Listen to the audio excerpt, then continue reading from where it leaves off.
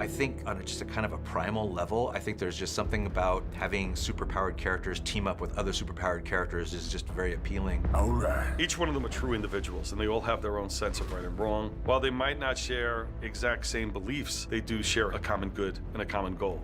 So they then have to adapt and change and become bigger and better heroes to unite and work together. And that's great drama, and that's great storytelling. It is what has allowed the Justice League to continue for the last 50 years. There's a great history to explore in the Justice League. The team and these characters live in all these different media, comic books, animation, video games, toys. Every generation meet these characters and a different take on the Justice League. And now we're seeing the next generation meeting the Justice League through this film.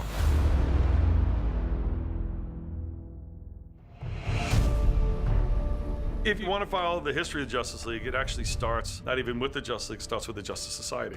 The Justice Society featured a lot of the characters that existed in the 1940s and brought them all together in one big story. It was more a club and an organization than a superhero team, and it was more about sharing adventures than actually going on adventures together. Then you flash forward to the late 50s, early 60s when the Silver Age of comics is starting. They're reintroducing these new interpretations of our characters. So it only seemed to follow suit that the next interpretation of the Justice Society is a new group, and this was called the Justice League. It was a smash hit. Brave and the Bold number 28, Justice League number 1. Been around since 1960. What is that? Carry the One. Like a long time. They've been around a long, long time. They came together because there's a giant starfish called Starro. That was the big threat. So you start to see Justice League now becoming an integral portion of the DC universe. So Justice League becomes the book where all characters seem to appear. So if there's one comic you're supposed to buy, that was the one. My personal favorites of those stories are the ones where they go out and try to convince new characters to join the team. The Atom joins later, Green Arrow joins later. They go out there and they search out characters like Zatanna. They offer the position to Metamorpho. He turns them down because he doesn't want to be a hero. And they keep on introducing new characters. The thing that really did it for me was the run of stories that Len Wein wrote in the 70s, which were just really great adventures. What he would do, it wouldn't be an adventure would finish and then there'd be a new one. There would be a new one, but there was plot threads that ran through it, so it was very much like television today, where we have an individual episode, but there are massive plot threads that run through and play out, and mysteries that you have to think about and solve. So his Justice League for me was real inspiration. And then they did Crisis on Infinite Earths, which is the most famous comic book storyline by George Perez and Marv Wolfman. Crisis came out in the mid-'80s. All the DC heroes, Superman, Batman, Wonder Woman, Hawkman, Green Lantern, Flash, etc., etc., etc., you can go on forever, were all created between 1938 and 1941. Almost 50 years later, the best characters have been continuing. Superman, Batman, and Wonder Woman were published non-stop. Some of those characters are starting to get older. They don't feel as modern anymore. We needed something to make them special again. Also, DC was too confusing for new readers. He had a strange continuity. We had this multiverse of different planets filled with multiple versions of the superheroes. You didn't know who all the characters were. And my pitch was, let's start with getting rid of the multiverse. Let's bring it down to our basic characters. Superman, Batman, Wonder Woman, one of each. Let's think about what works and what doesn't work, and how can we make it work now for 1985?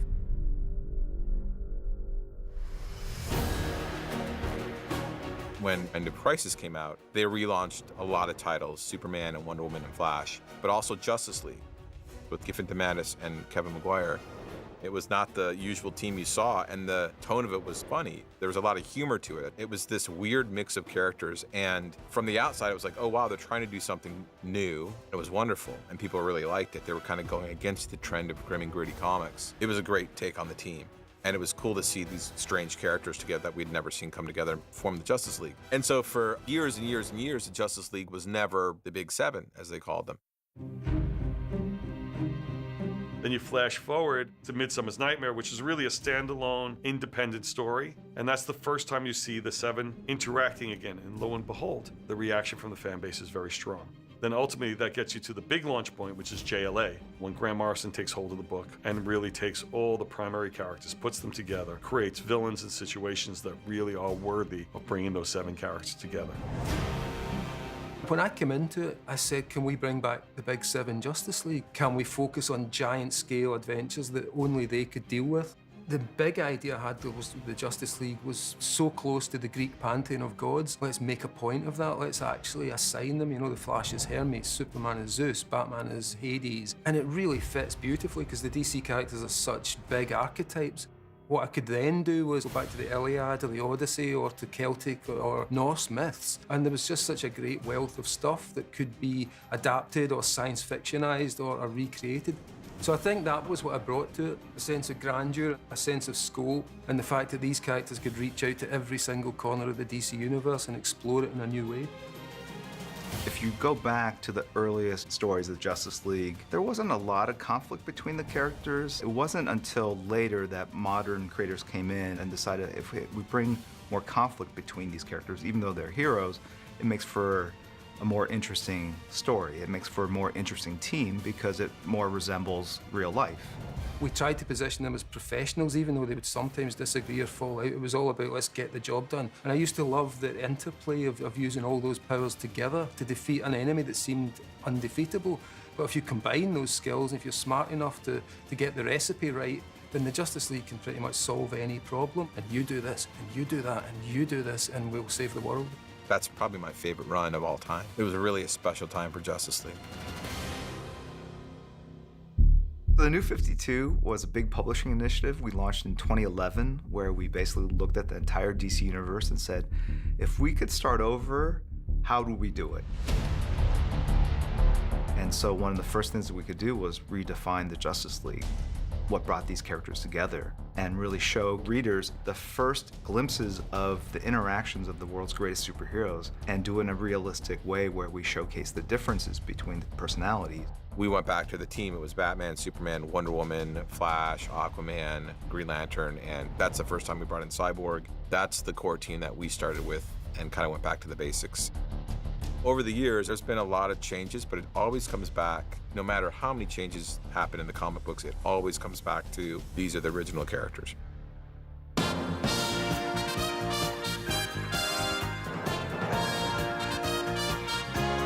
My love for DC Comics, and specifically superheroes, because I'm all things DC, comes from Super Friends, which was this Saturday morning animated series.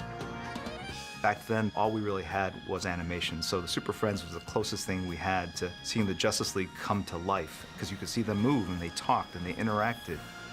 And they had a theme song, and that's what made me go outside and put a towel around my neck and run around like a dork. It was done under really restrictive TV broadcast standards and practices. They were not allowed to show characters punching other characters. So any kind of action they had, it was more like Superman would fight a tornado rather than fight another villain. There was things like that which kind of kept it from its full potential. When we came along and did our Justice League show in the early 2000s, it gave you a chance to take something that was like a static image on a comic and bring it into cinematic kind of storytelling. After we had done 2 seasons of Justice League, Cartoon Network said, yeah, we would like you guys to do another season, but we want to rebrand the show somehow. I came up with this name, Justice League Unlimited. I thought, what does that mean? And that basically means, instead of having just 7 superpowered characters, now we've got 50 some odd superpowered characters. Basically, any character in the DC universe is now automatically a member of the Justice League. But it allowed us to kind of dig deeper into the DC bench so that we could use characters like The Question and Hawk and Dove and Captain Atom, characters who are interesting to us as comic book fans, and they weren't necessarily household names as the other characters, but it was something that allowed us to kind of just expand the scope of the show. And it turned out to be quite a big hit with the fans. I always say it was my favorite show of all the shows I've ever worked on, because every episode was different than every other episode. And then doing the Justice League as a series of feature-length movies, it's interesting. It kind of gives us a little more of a narrow focus in terms of, instead of having season-long story arcs, we're basically telling movie-length stories with still pretty large ensemble cast. So it's tricky from a storytelling standpoint to make sure that each character is there for a reason. It's really tough to accommodate 7 lead characters. We always do try to balance it out. You want to make sure they at least get one really good action sequence in the film. It's a juggling act, it's a challenge.